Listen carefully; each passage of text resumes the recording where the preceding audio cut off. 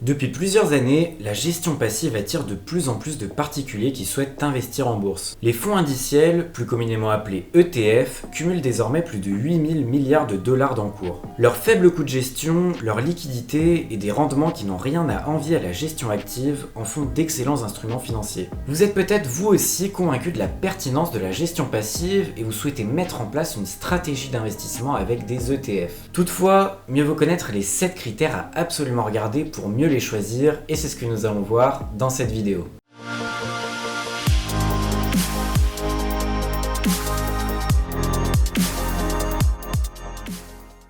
Un ETF a pour but de répliquer le plus fidèlement possible un indice boursier et ses performances, comme le CAC 40 ou encore le S&P 500, à la différence d'un gérant d'actifs qui cherche à battre un indice de référence en pondérant les valeurs qu'il compose. Cette valeur ajoutée, pas toujours justifiée, se traduit notamment par des frais plus élevés. Pour vous parler des différents paramètres à prendre en compte lors du choix d'un ETF, nous nous baserons sur l'exemple de celui d'Amundi qui réplique l'indice MSCI World. Pour rappel, l'indice MSCI World est composé de 1600 actions différentes dans 23 pays développés. Voici les 10 valeurs les plus importantes et leur poids dans l'indice. Vous pouvez voir les différentes informations concernant cet ETF et nous allons nous attarder sur différents critères. Commençons par la valeur liquidative.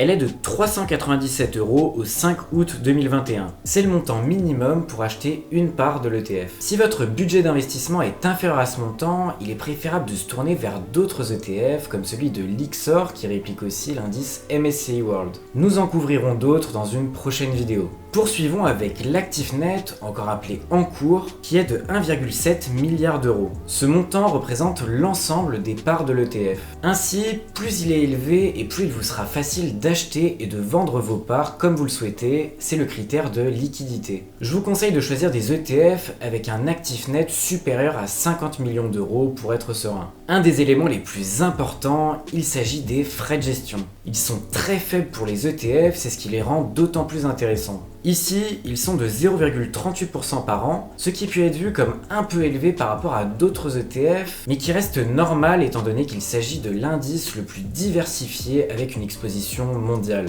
Des ETF qui répliquent le S&P 500 par exemple ont des frais inférieurs autour des 0,15%. En règle générale, viser des frais inférieurs à 0,5% par an, une différence d'un dixième de pourcent peut faire une différence sur le long terme. Vous pouvez également vous intéresser au type de réplication.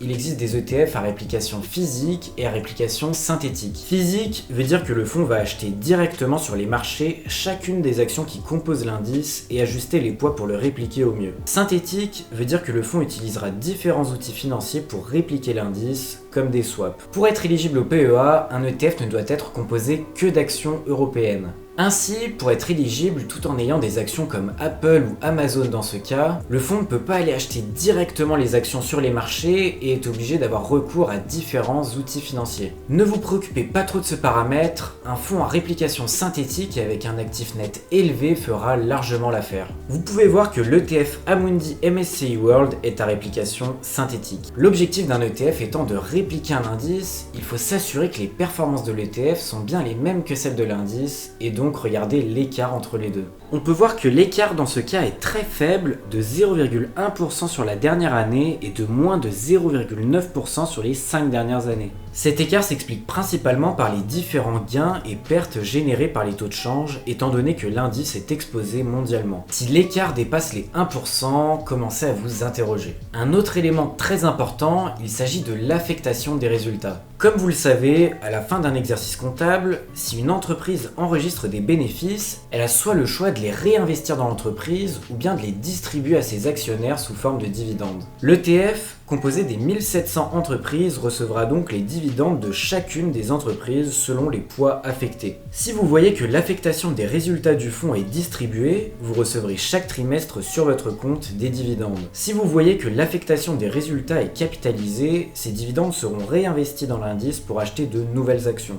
Le mieux lorsque vous débutez en bourse, c'est de choisir un ETF à dividendes capitalisés. Comme ça, vous pourrez profiter des intérêts composés et bénéficier d'une croissance exponentielle sur le long terme. terme. Ici, ils sont capitalisés comme l'indique le C majuscule. Enfin, vous pouvez regarder s'il est éligible au PEA ou non. Je vous invite à regarder ma précédente vidéo sur ce support d'investissement pour en connaître les différents avantages. Ici, l'ETF est bien éligible au PEA. Vous connaissez désormais toutes les clés pour identifier un bon ETF. Dans la prochaine vidéo, je vous proposerai plusieurs exemples d'ETF que j'ai sélectionnés selon les critères que nous venons de voir, et je vous proposerai plusieurs combinaisons pour obtenir un portefeuille diversifié. N'hésitez pas à aimer la vidéo si elle vous a plu, ainsi qu'à vous abonner à la chaîne. On se retrouve très vite pour une prochaine vidéo.